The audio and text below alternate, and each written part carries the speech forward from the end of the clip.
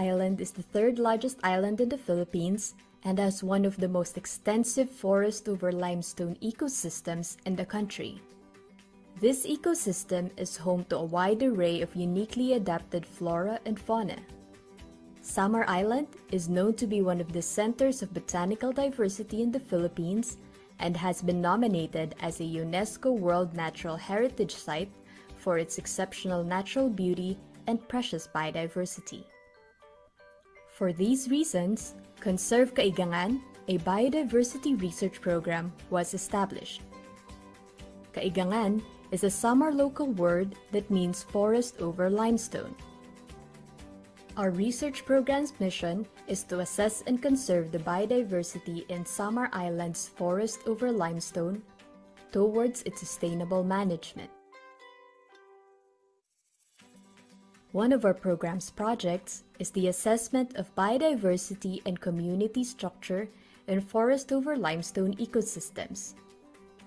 This component of our research aims to determine plant diversity and vegetation structure in various habitat types in forests over limestone, to determine animal diversity associated with forest over limestone, to identify functional classification of vegetation with its associated animal diversity, and to analyze the environmental factors influencing the prevailing structure of the biota.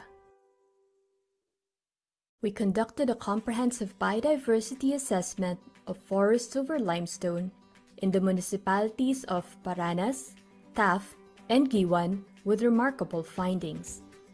A combined total of 71 plant species were recorded from these municipalities, with at least 3 tree species classified as vulnerable based on the DENR updated national list of threatened Philippine plants.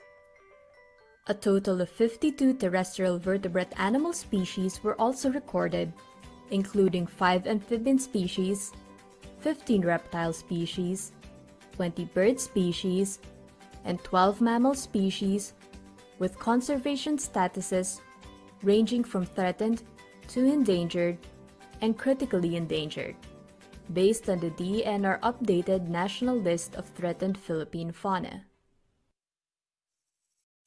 This knowledge will empower our stakeholders in these areas to make appropriate research-based conservation efforts for the protection of these ecosystems that harbor an assemblage of rare, endemic, and economically important flora and fauna. Through this program, people will be equipped with knowledge on forests over limestone biodiversity, including the ecosystem services that it can offer to the community.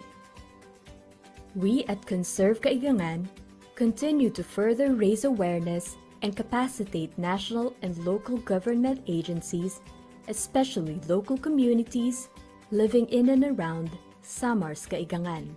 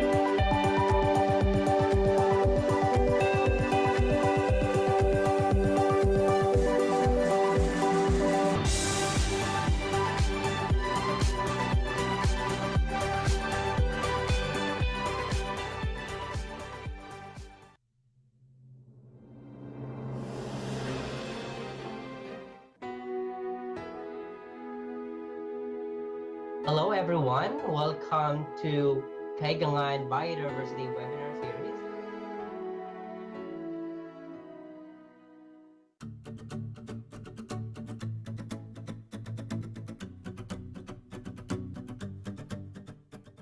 In March 2022, Ms. Elaine presented about the biodiversity of forests over limestone in Samar Island Natural Park, or also known as the SINP. her study aimed to provide information on the outcomes of the plant in animal biodiversity in SINP.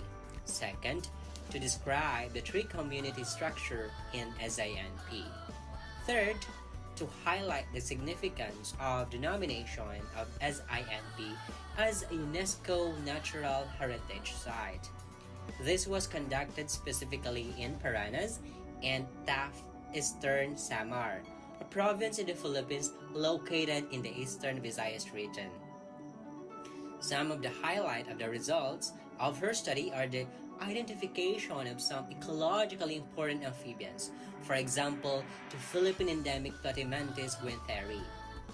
In terms of reptiles, a very interesting one example is the Lycodon dumerili, which exhibits a widespread distribution and has been documented throughout the Mindanao Paeg, or the Pleistocene Aggregate Island Complex. Ms. Elaine discussed also about her interesting findings on birds, for example, the Bucerus hydrocorax semigaleatus, also known as the Philippine hornbill, a large species of hornbill endemic to the Philippines. In terms of flora, she found this new island record species, for example, the Tectaria calcarea, a fern or herb species with native range in the Philippines.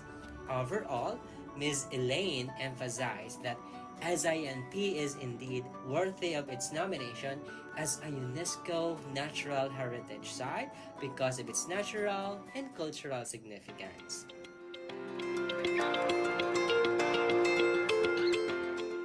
The following month, Ms. Ren D. Obenya successfully presented a very good study on some threatened woody plant species of forest over limestone in the Philippine Islands.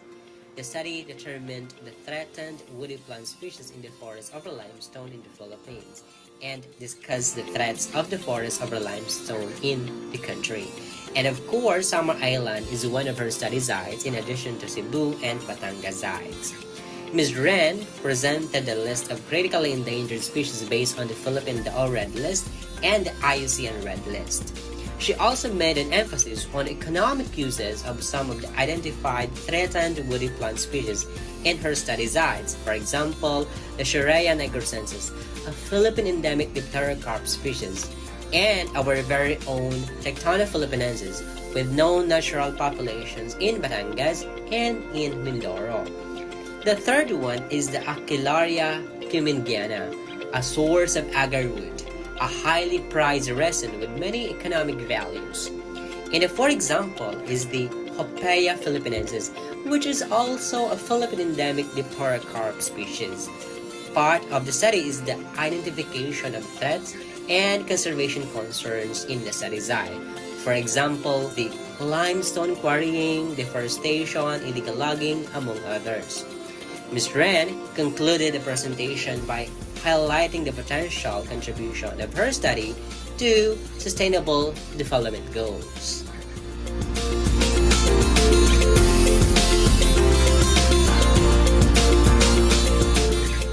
In May 2022, UPLB Assistant Professor Deza Marie Antoinette Fernandez gave us new insights into biodiversity of forest over limestone in Caliguan Island, Guiuan, Eastern Samar, Philippines.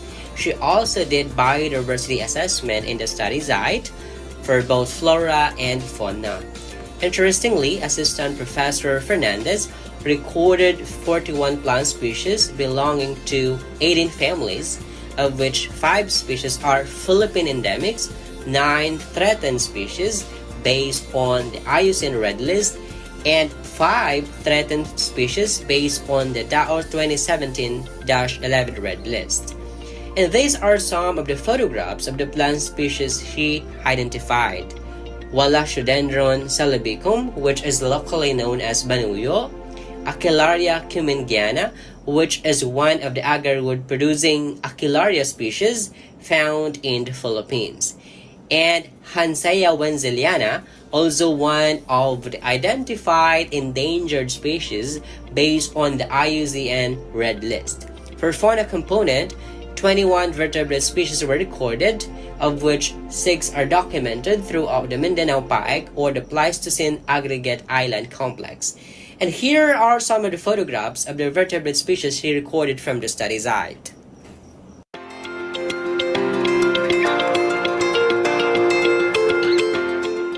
Just last month, we learned a lot from UPLB Assistant Professor Marjorie de Los Angeles, who discussed about the ecology of understory plants of forest over limestone in Samar Island, Philippines. She documented plant understory species in forest over limestones and described the pattern of plant distribution with reference to ecological parameters using multivariate tools in Paranas, Taft, and Giwan, Samar. Assistant Professor Marjorie recorded 26 understory floral species divided into 21 flowering species and 6 fern species. Part of her study is to determine the species richness and diversity indices of Paranas, Taft, and Giwan. In addition, she found that the understory plant species from Paranas and Taft sites are highly affected by soil iron concentration and electrical conductivity, whereas plants from Giwan are highly associated with soil pH and other macro and micronutrients.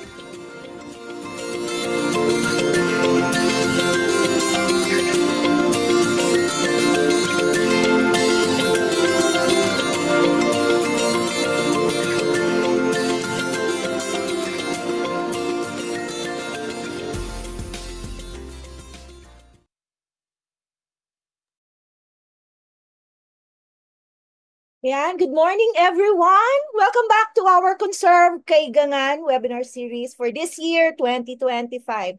Thank you for joining us on our first episode. So I'm Lani Masungsong and I will be your host. So before we start, let's have some kumustahan. Kumusta na po ang lahat? So for the participants today, please write your name, your affiliation, and your location in our chat box so we can acknowledge your presence. So before we have here na Sam, so from Sir Bato, Jesselit Candelaria. Good morning po. Good morning, sir. For our from our resource speaker. Good morning, Miss Anne. Ayan, good morning din po, ma'am or Sir Amar. I don't know. Miss Manel, good morning. From ESU Salcedo, Miss Maricel Garcia, good morning, ma'am. So, sino ba ang naan dito? Ayan, good morning, Sir Fritz Akain. Good morning, Sir Homer Soriano. Good morning, Ma'am Maria Cristina Lacasa. Ayan, good morning po, everyone. Thank you for joining us today. And we would like to acknowledge din po the presence of some of our colleagues. Ayan. Good morning, Ma'am Nova Hilbano. Ayan. Good morning, Ma'am. Good morning, Miss Ma'am Alcona Baltasar. Ayan. Good morning rin po, Sir Jamil. Ayan. And good morning, sino ba? Dr. Nonatos Bautista. Good morning po, sir. Ayan. Again, good morning, everyone. And again, thank you for joining us on our first episode of our Kaigangan webinar series for 2025. So, this webinar actually happens once or twice a month. So, stay tuned in our FB page for some announcements. Ayan. So, before we begin, I know all of us are excited, but we want to remind everyone that this webinar is recorded. Take note of the following rules for our decorum. So first, kindly keep your microphones muted, especially when our speaker is presenting. Second, if you have questions or clarifications during the presentation, please send them in our chat box and I will read them for you during our open forum. So the link to the evaluation form will be provided and e-certificates will be sent after completing the evaluation form. So please make sure that the email address you indicate is valid and correct, for it will be the basis for sending the e-certificates. And now that we've set some ground rules, we can continue with our event. So before we call our resource speaker, let me first introduce her. Yeah. Our resource speaker is a graduate of BS Forestry with a specialization in environmental forestry from the University of the Philippines, Los Baños, where she completed her degree in 2015. That same year, she became a licensed forester and began working as a researcher on various projects at UP Los Baños. In 2020, she earned her master's degree in forest resources management. So currently, she serves as a project technical specialist and co-project leader in a research study focused on the riparian ecosystem of forests over limestone in Summer Island. Her research interests include watershed management, landscape ecology, biodiversity conservation, and the application of GIS in natural resource management. So, ladies and gentlemen, without further ado, let's all welcome Miss Anne Frances Buhay to talk about enhancing ulot riparian ecosystems through biodiversity research and community engagement. Good day, everyone. Today I will present a portion of our research findings. The title of my presentation is Enhancing Ulot Riparian Ecosystems through Biodiversity Research and Community Engagement. To begin, let me give you an overview of today's presentation. I will start with the rationale behind our study, followed by the observed threats to the Ulot Riparian ecosystem. Next, I will provide a brief background of our research project, outlining its objectives and the areas where our study was conducted. Then I will highlight a portion of our research outputs, particularly focusing on the biodiversity assessment and the involvement of the local community of Samar. And finally, I will discuss the steps we will take in moving forward. Protecting riparian biodiversity is crucial for maintaining the health and functionality of ecosystems along rivers, streams, and other bodies of water. Riparian zones, which are interfaces between the land and water, support a diverse range of plant and animal species that play vital roles in the environment. And by safeguarding the biodiversity within these zones, we can ensure several key ecosystem services such as habitat for species, flood control, water quality improvements. Protecting riparian biodiversity is not only important for preserving the natural beauty and diversity of ecosystems, but it also ensures the continued provision of essential services like habitat support, flood regulation, and water purification, all of which contribute to the overall health of the environment. During the reconnaissance survey of the Ulot riparian zones, our research team identified several significant threats to the area. We observed extensive logging, with numerous forest trees being cleared, indicating ongoing deforestation. Additionally, there was clear evidence of resource extraction, with various materials being taken from the vegetated riparian zone. Land use alterations were also evident, as large portions of forested areas were being cleared for the cultivation of cash crops, disrupting the natural habitat. And the presence of kainin was particularly noticeable, serving as a clear indicator of human disturbance in the ecosystem. These activities pose serious risk to the integrity of the riparian ecosystem and its biodiversity. With the importance of the riparian ecosystem and the threats identified in the Ulot Riparian Zone, we proposed this 2-year project entitled Biodiversity Assessment of Ulot River in Summer Island Natural Park, or SINP. This is funded by the DOST card, and this is being implemented and led by Dr. Banitik Hilario from the Institute of Biological Sciences, UP Los Baños, in cooperation with Samar State University, SSU, and Eastern Samar State University, ESSU, as well as the SINP's Protected Area Management Office, or SINP PAMO.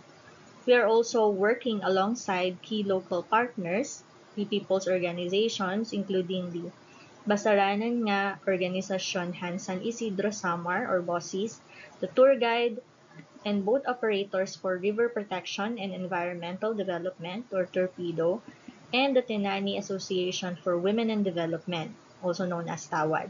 Together, we aim to assess and preserve the rich biodiversity of this vital ecosystem. The project aims to assess the biodiversity of the Ulat River in SINT and propose sustainable conservation practices to mitigate climate change impacts and flood risk in the riparian zone. This includes mapping the river's morphology, tributaries, and land use types, inventory of plant and animal species across different land uses, and analyze biodiversity indices across river sections. We will also evaluate factors affecting species such as the disturbances, soil, rainfall, and temperature, and use GIS technology to define the priority conservation zones based on the biophysical and social data. This project also aims to contribute to the SDGs, specifically SDG 5, gender equality, 6, clean water and sanitation, 11, sustainable communities, 12, responsible consumption and production, 13, climate action, 15, life on land, and 17, partnership for the goals.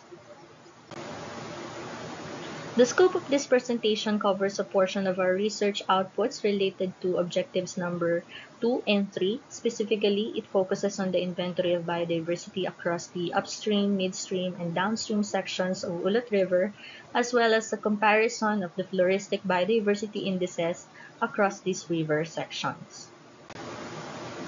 Our study site is the riparian zones of Ulat River, located within the Samar Island Natural Park. Specifically, it covers the municipalities of Paranas, Samar, particularly the barangays of San Isidro and Tula, and Canavid Eastern Samar, including the barangays Balagon and Boco. This is a detailed map of the study site, including the sampling locations. The river was divided into 3 sections, the upstream, midstream, and the downstream, with each section measuring about 8 kilometers in length, and each sampling plots were established in each section, with each plot covering an area of 10 by 10 meters. The plots were spaced approximately 2 to 2.5 kilometers apart, covering the full 8-kilometer length of each river section, and additionally, the diameter at rest height or DBH and other parameters of all woody plants was measured and recorded. For the faunal component, opportunistic sampling method was conducted. This is a brief summary of the flora and fauna inventory of the sampling plots starting from the downstream in barangays Balagon and Boco, Canavid, Eastern Samar.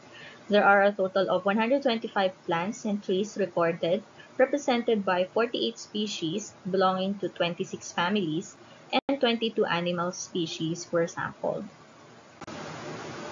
For the midstream portion located in Barangay Tula, Paranas, Samar, a total of 128 individuals were recorded, among which are 74 species were represented and belonging to 36 families, and 11 species were identified in this riparian zone. For the upstream portion of the study site, there are a total of 321 individual plants and trees. 82 species were recorded belonging to 30 families, and 75 animal species were noted in this area. The faunal component of the study included some vertebrates of which are yet to be identified and for verification. The table you see in this slide is the birds that was documented across the Ulat riparian zones, from the upstream to the downstream, and most of the recorded bird species belong to the order Passeriformes or passerines, which are also commonly known as the perching birds. For this study, most of them were found near the open forest or within the open forest of the riparian ecosystem.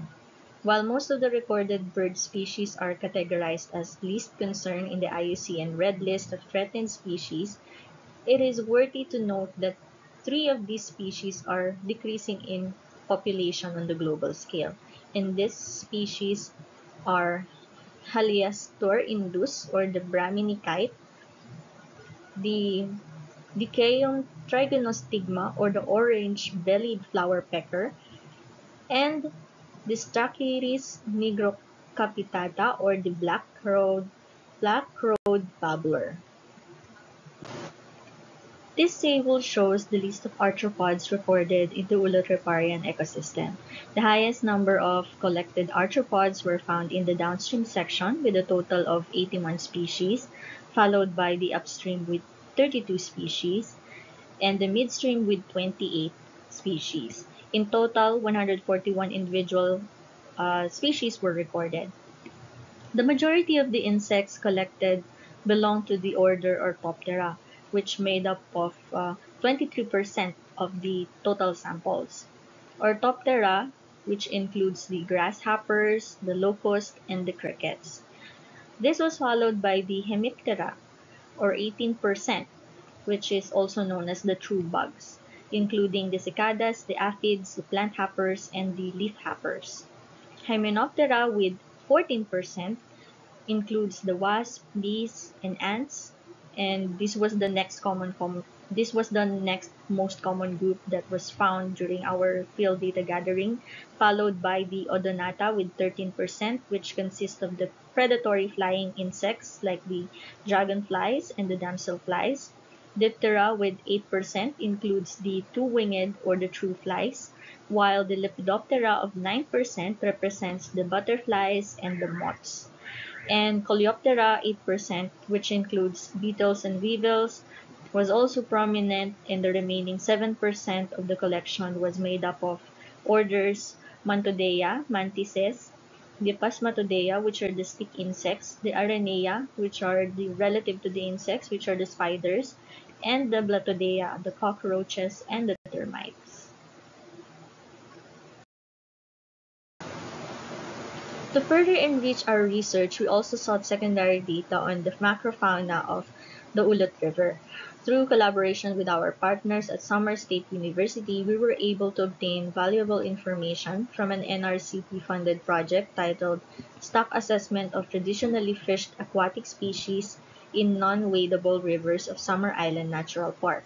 This project was implemented by Samar State University in cooperation with Eastern Samar State University and University of Eastern Philippines and LGUs. The table provides a list of fish and crustacean species found in Ulot River. The floristic inventory here is the summary table of the woody plants and tree species found across the Ulot riparian ecosystem. A total of 574 individuals were recorded, representing 155 species from 50 families.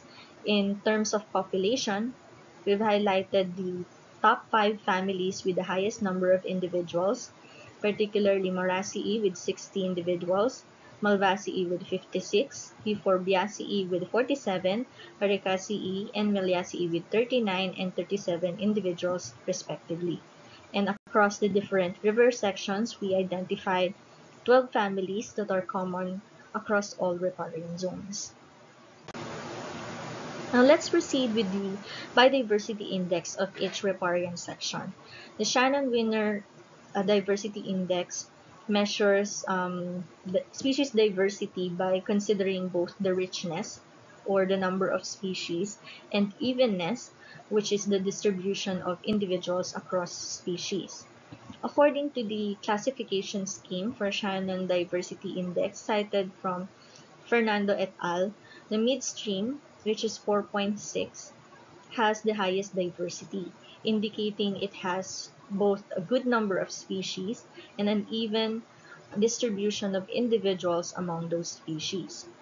The upstream, with 3.92 diversity index, has the second highest diversity, also very high relative value in terms of evenness and number of species, while the downstream with 3.35 has the lowest diversity, suggesting that either species abundance is more uneven or the number of species is lower in comparison to the other zones. The effective number of species, or ENS, is derived from the Shannon-Weiner index, and it converts it into more interpretable count of species, representing the equivalent number of equally abundant species. So the value The higher value suggests that the community is more diverse, with species more evenly distributed.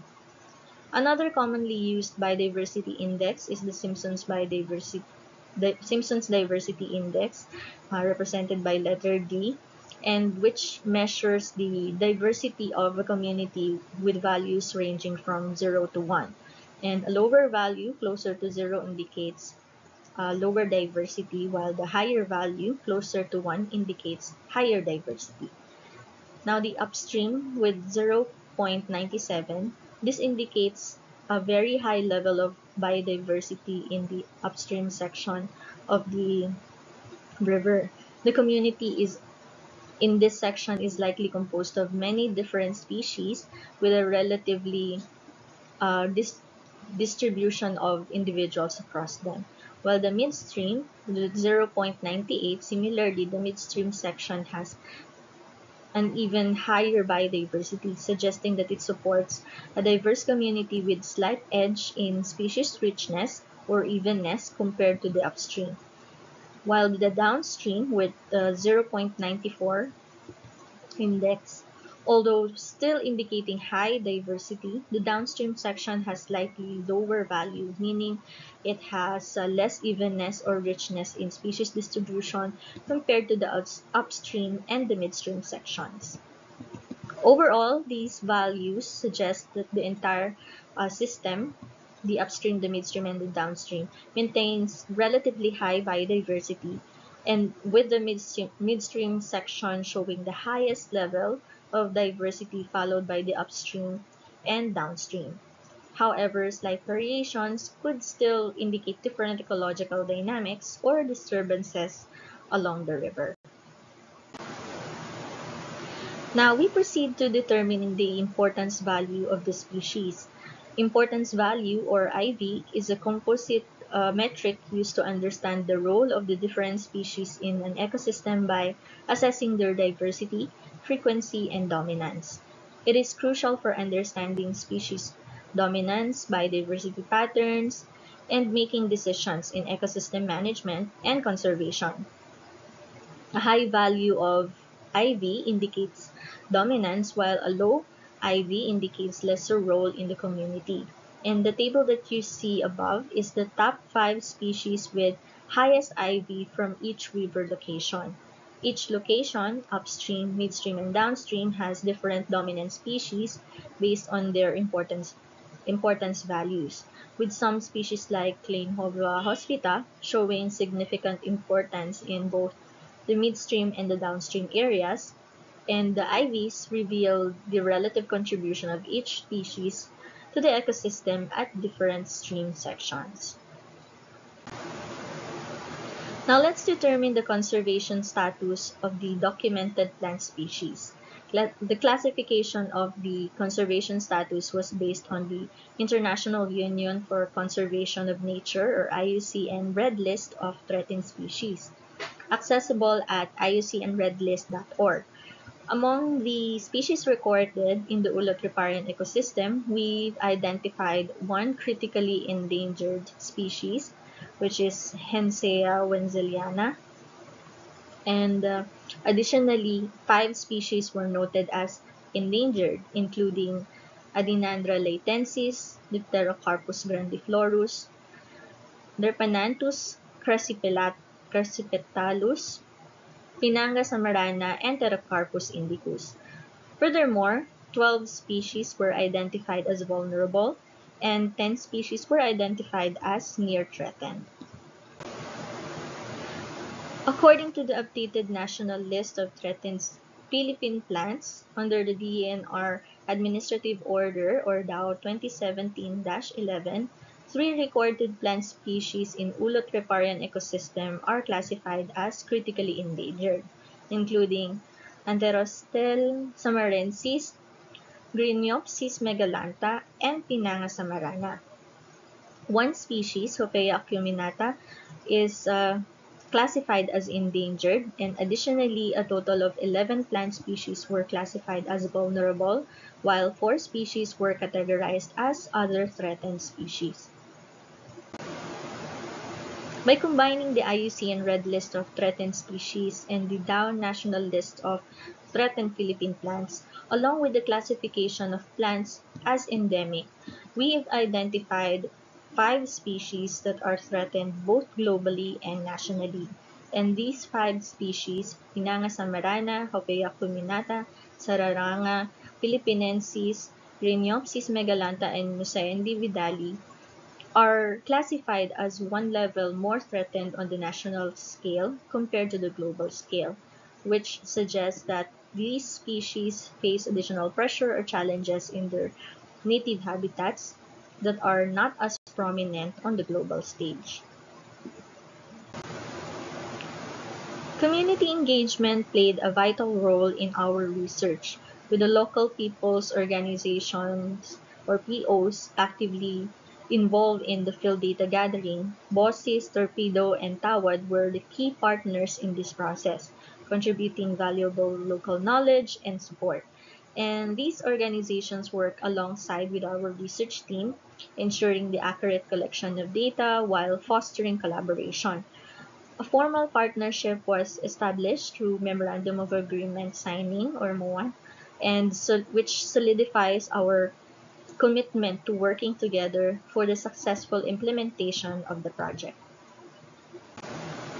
Last September 2024, we successfully conducted project activities, particularly the Riparian Biodiversity Seminar, which focused on educating the local community about the importance of preserving riparian ecosystems and their biodiversity. Additionally, the seminar was complemented by a livelihood training on proper harvesting and preparation methods for coconut winemaking, led by our partners from Samar State University, Dr. Echepare, together with their team and Professor Balindo. We also held a focus group discussion facilitated by Dr. Hilvano from Eastern Samar State University. And these trainings and the seminars were aimed to provide participants with sustainable livelihood options while encouraging responsible practices. By combining environmental education with practical skills, these activities fostered both biodiversity conservation and community capacity development. These are some of our research outputs in the form of communication, education, and public awareness, or SEPA materials, that we were able to distribute to SINP PAMO, the local POs, and even to the youth of Summer Island. These materials aim to raise awareness about the importance of biodiversity conservation and promote sustainable practices within the community. By engaging various groups, we hope to foster a sense of responsibility and collaboration towards the protection of the Ulot riparian ecosystem. Moving forward, the project will continue with both scientific and social components. The scientific and research component will focus on determining the ecological factors affecting species distribution and identifying priority species for conservation, along with establishing conservation zones. On the social and extension services side, we will share significant outputs with the local community through seminars and trainings, raising awareness about threatened and vulnerable species, and additionally, the scientific community will benefit from the results through our oral and poster presentations at local and international conferences, as well as webinars to ensure wider dissemination of our findings. To conclude this presentation, our research team here at UPLV, supervised by Dr. Buot Jr., who started the Conserve Kaigangan program, we, along with our partners from SSU and SU, are hopeful that our findings will contribute significantly to SINP's nomination as a UNESCO World Heritage Site. In fact, March of last year, Samar Public Information Office posted a news article that SINP has been included on the Philippines' tentative list in its bid for nomination for the UNESCO World Heritage Site, which marks an important step or a milestone towards this recognition. Here are the references used for this presentation. And with that, thank you very much for your attention. Very much, Miss Anne, for that very informative talk. And before we move on, I would just like to acknowledge the presence of our project leader, Dr. Maria Celeste Banaticla Hilario. Good morning, ma'am. So for our open forum, for our participants, please make sure to type your questions in our chat box and I will read them for you. So while you're doing so, let me read some of the questions we got from our pre-registration. So we have here a question. Hi, Miss Ma'am Anne. Hello po, Miss Anne. Sorry. Good morning po, ma'am. Morning po, Miss Anne. Ayan, thank you for, Morning. salamat po sa pag-accept ng aming invite. Ayan. For, ready na ba, ma'am, for the question? Ayan. For our first question, ma'am, this is from Mr. or Miss Carmel M. Benitez, Visayas State University main campus. So what are the key challenges you've encountered in balancing biodiversity research with effective community engagement in the Ulot riparian ecosystem? And what strategies have proven most successful? Hi, so thank you po for that question. So one of the key challenges, actually, our study site is remote from connections from parang yung communication. So isa po sa mga uh, uh, key steps namin is to really connect with the locals. So dun po pumapasok yung importance of having local partners. Like for instance, in our project with Bossis, Torpedo, and Tawad, we're very blessed that they're very responsive. So whenever we need, for example, we're going to communicate itong outputs namin, our research outputs, we need, of course, the local people to be aware, to be the beneficiaries of all the things na ginagawa natin sa project. And they are, we have these key persons to communicate for them to help us in inviting locals, even yung members ng mga POs, they are part of the beneficiaries or the target audience of our communication or research communication. So I think that's one. And also partnering with the local state universities and colleges. So doon din po pumapasok yung importance kasi when it comes to communicating them, mas madali pong connect sa local community when we are using their local dialect. So ang hirap po for on our part sometimes, so para mas madali yung parang nagiging sila, they're very receptive on that term, on that aspect. So partnership is really important in this type of in research initiatives. Ayan. So, thank you very much, Miss Anne, for that. And another question po from Mr. or Miss Earl Ifyan Maglangit, Asian Center for Biodiversity. So, what are the challenges in community engagement and communicating science to the general public? Parang eto na yung sinabi mo, ma'am, kanina. Nasagot na, no? So we have to partner with the local halimbawa kila Ma'am Nova, kila Ma'am Eds to have their dialects to communicate with them kasi ang hirap ng hindi natin nasasalita yung mga salita nila. Okay? Yun ba, ma'am? Tama po ba? Ayan. We have other questions. So ito. Unang question, ma'am. This is from Miss Vanessa Quiros. Ayan. Thank you, Ma'am Vanessa. In conducting your research, how often have you found yourself engaging with the community of the surrounding area? That's first.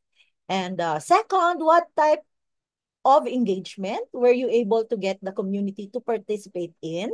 And medyo maraming questions si ma'am. And third, what changes have you observed in the community? Ayan, if any. And ma'am, one by one. Okay, one by one po.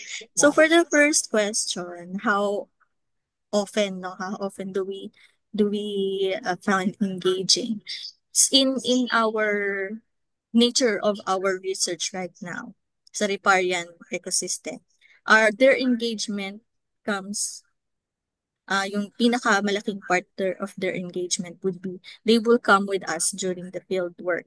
So sila din po yung mga kinukuha natin na kasi sila yung mas nakakakilala nung forest nila. So they're more familiar, they're more engaged in a sense na they go to that place more accessible for them. So sila yung sinasama po natin during the field data gathering. And then whenever we um, have activities, they are also involved whenever we go there as, for example, yun nga po, when we are conducting seminars, so ini-inform natin yung local community to be part for them to benefit from the knowledge and from the practices na ituturo po natin. So, ayan. So, what type of engagement of activity? So, mostly during the field data gathering or from pagka may kakondak pong seminars, they're also involved. So, mga ganong klaseng activities po. In fact, we also had this part where we collected seeds and then we distributed it to them. So, parang in-encourage namin sila to plant them on their backyards, on their, kung saan man sila nakatira. And then, we encourage them to practice ex situ conservation as well. So what changes do you have observed in the community in terms of outlook? I think one of the biggest changes is when we are able to provide them with the economic possibilities. So in terms of they are encouraged kapag it would enhance their livelihood. Yung mga ganong activities. So anything that would help them have a better living, better life. So yun yung mga attitudes na kukuha nating very positive on their end. So I think that's one kaya effective po yung when we're going to develop products that na they can sell. So for instance, Summer State University has a lot of technologies na share din po. Even kami natututo kami on how they were able to produce these technologies that could help the community have extra income. So ayun po. Ayan. Thank you very much, Miss Anne. Sana po ay nasagot ang inyong mga questions, Ma'am Vanessa. Any other questions po from our participants? Please chat them in our chat box. I mean. Ayan. So for that, ma'am, may isa pa po ditong question na I got from the pre-registration. So are there existing policies that support the conservation of the Ulot riparian ecosystem? So particularly for the Ulot riparian ecosystem, I haven't witnessed or heard of any policies. Perhaps from the output of this research, we can draft or recommend such policies. But previously, with our Conserve Kailangan program, we were able to draft a recommendation for a policy on flagship species, and some of it were found also in the riparian zone. So I think we can start from there. But basically, the overall naman po, as we know, yung protected area, we have the Inay Pass. So part po ang Summers Island Natural Park with that law na on protecting our protected areas. Yeah. Thank you very much, Miss Anne. So I guess we have answered all the questions from our participants. Parang wala naman na pong nag-chat. Okay po. So, again, thank you very much, Miss Anne, for that very engaging and Thank you lively din po, ma'am. discussion. So, ayan, let's now proceed to the presentation of the certificate for our guest speaker. So let me just read the citation. So, University of the Philippines, Los Baños award the Certificate of Appreciation to Miss Anne Princess V. Buhay for serving as the resource speaker during the webinar presentation entitled Enhancing Ulat Riparian Ecosystems through Biodiversity Research and Community Engagement of the Kaigangan Biodiversity Webinar Series held on 11 March 2025 via Zoom. Signed, our project leader, Maria Celeste N. Banatikla Hilario. Ayan, let's give Ma'am Anne a big round of applause or heart reacts. Thank you so much, Miss Anne, for that very informative talk. Thank you po. Ayan, for that, for our next webinar, our speaker will be Miss Stephanie D. De Malanta, our very own project technical assistant. And she will talk about From Roots to Peaks, a journey to conserve forest over limestone. So this will be on April 15, 2025, 10 a.m. via Zoom. I hope we see you all again on our next webinar. So for our participants today, if you can open your cam, ayan, let's have the photo off. For those who can open the cam. Ayan. Thank you very much again for attending our first webinar for this year. And before you leave, please do not forget to scan the QR code that will be flashed on our screen. And we will also provide that evaluation form in our chat box. Ayun, actually naka-chat na siya. So kindly accomplish that for you to get your certificate. Okay? Again, thank you everyone and see you again on our next webinar. Enjoy the rest of the day po.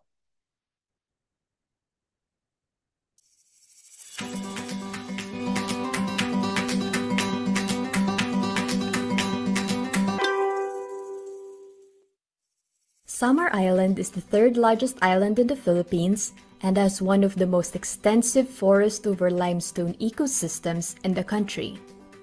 This ecosystem is home to a wide array of uniquely adapted flora and fauna. Samar Island is known to be one of the centers of botanical diversity in the Philippines and has been nominated as a UNESCO World Natural Heritage Site for its exceptional natural beauty and precious biodiversity. For these reasons, Conserve Kaigangan, a biodiversity research program, was established. Kaigangan is a Samar local word that means forest over limestone. Our research program's mission is to assess and conserve the biodiversity in Samar Island's forest over limestone towards its sustainable management. One of our program's projects is the assessment of biodiversity and community structure in forest over limestone ecosystems.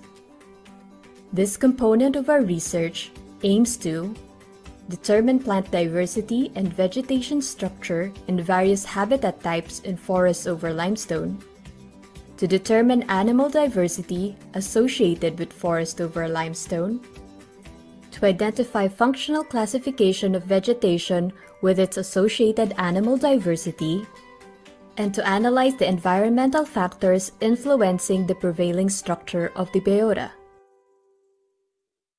We conducted a comprehensive biodiversity assessment of forests over limestone in the municipalities of Paranas, Taft, and Giwan with remarkable findings. A combined total of 71 plant species were recorded from these municipalities, with at least 3 tree species classified as vulnerable based on the DENR updated national list of threatened Philippine plants. A total of 52 terrestrial vertebrate animal species were also recorded, including 5 amphibian species, 15 reptile species, 20 bird species, and 12 mammal species with conservation statuses ranging from threatened to endangered and critically endangered, based on the DENR updated national list of threatened Philippine fauna. This knowledge will empower our stakeholders in these areas to make appropriate research-based conservation efforts for the protection of these ecosystems that harbor an assemblage of rare, endemic, and economically important flora and fauna.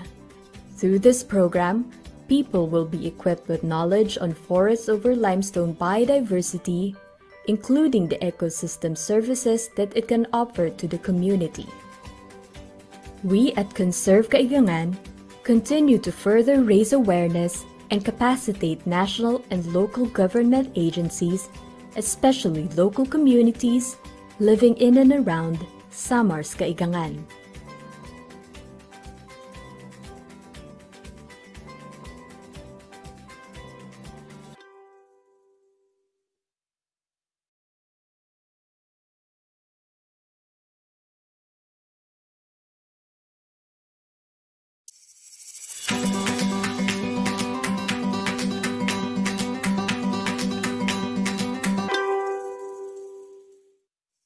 Samar Island is the third largest island in the Philippines and has one of the most extensive forest over limestone ecosystems in the country.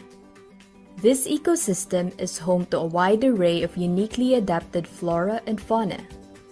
Samar Island is known to be one of the centers of botanical diversity in the Philippines and has been nominated as a UNESCO World Natural Heritage Site for its exceptional natural beauty and precious biodiversity. For these reasons, Conserve Kaigangan, a biodiversity research program, was established. Kaigangan is a Samar local word that means forest over limestone. Our research program's mission is to assess and conserve the biodiversity in Samar Island's forest over limestone towards its sustainable management. One of our program's projects is the assessment of biodiversity and community structure in forest over limestone ecosystems. This component of our research aims to determine plant diversity and vegetation structure in various habitat types in forests over limestone, to determine animal diversity associated with forest over limestone, to identify functional classification of vegetation with its associated animal diversity, and to analyze the environmental factors influencing the prevailing structure of the biota.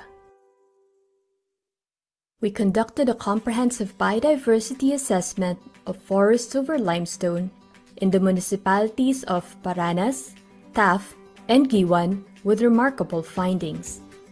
A combined total of 71 plant species were recorded from these municipalities, with at least 3 tree species classified as vulnerable based on the DENR updated national list of threatened Philippine plants. A total of 52 terrestrial vertebrate animal species were also recorded, including 5 amphibian species, 15 reptile species, 20 bird species, and 12 mammal species, with conservation statuses ranging from threatened to endangered and critically endangered, based on the DENR updated national list of threatened Philippine fauna. This knowledge will empower our stakeholders in these areas to make appropriate research-based conservation efforts for the protection of these ecosystems that harbor an assemblage of rare, endemic, and economically important flora and fauna. Through this program, people will be equipped with knowledge on forests over limestone biodiversity, including the ecosystem services that it can offer to the community. We at Conserve Kaigangan continue to further raise awareness and capacitate national and local government agencies, especially local communities, living in and around Samar's Kaigangan.